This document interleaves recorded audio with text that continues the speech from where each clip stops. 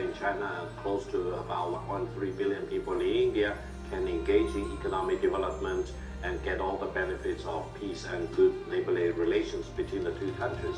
However, in this particular case, involving the Indian intrusion into this particular region, there will be a limit to Chinese patience. And I can assure you that if the Indian side refuses to withdraw from the Chinese territory, war may break out.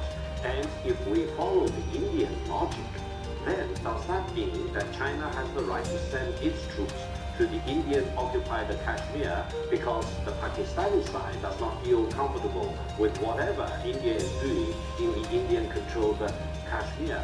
I think the Indian government needs to wake up to the reality and become more rational, because if any country would accept the Indian rationality in this particular case, there will be chaos throughout.